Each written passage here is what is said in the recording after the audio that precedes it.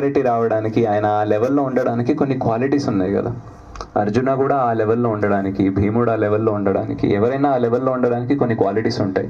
So మనము వాళ్ళని ఆదర్శప్రాయంగా తీసుకోవడానికి ప్రయత్నం చేసినప్పుడు వాళ్ళలో ఉండే క్వాలిటీస్ మనం ఫాలో అవ్వడానికి ట్రై చేసామనుకోండి, మనం కూడా మన స్థరం అనేది పెరుగుతుందన్నమాట. రైట్.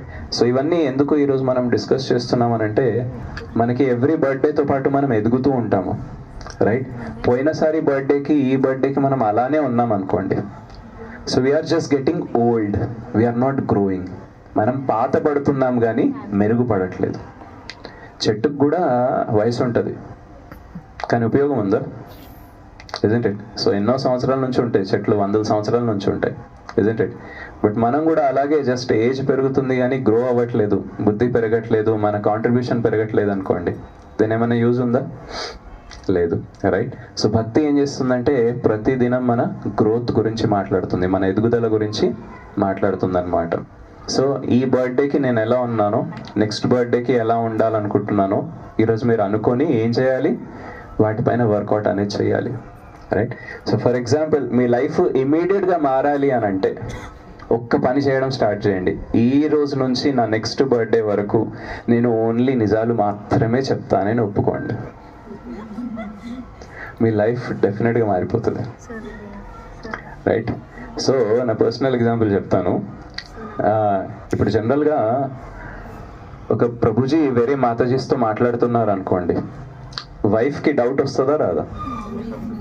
క్లోజ్గా మాట్లాడితే ఇంకా వస్తుంది. రైట్. సో మా వైఫ్ అడుగుతూ ఉంటుంది అనమాట, చెప్పు నేను కాకుండా ఇంకెవరైనా ఉన్నారా? రైట్. ఎవరు నీ క్రష్ అని అడుగుతారు. అయితే ఎవరు లేరు అని చెప్తా. అయితే పర్లేదులే, నేనేం అననులే, చెప్పు అని అంటది.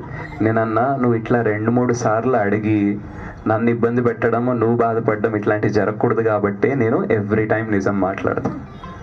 ఎందుకనంటే నువ్వు ఒకసారి అడిగిన తర్వాత నేను చెప్పింది అక్కడే ఫైనల్ అయిపోవాలి. అండ్ నేను ఎప్పుడు నిజమే చెప్పాలి కాబట్టి నేను కూడా తప్పు చేయకుండా ఉంటాను.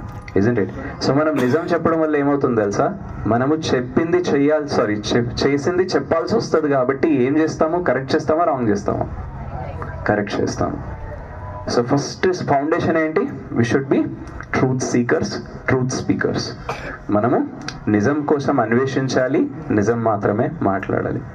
రైట్. మనం అనుకుంటాం లేదు, కొన్నిసార్లు డిప్లొమాటిక్గా ఉండడం కోసం కొన్నిసార్లు అబద్ధాలు చెప్పాల్సి వస్తుంది. ప్రాబ్లం ఏంటంటే మనం డిస్కౌంట్ ఎక్కడ తీసుకుంటామో అదే మన పతనానికి రీజన్ అవుతుంది. రైట్.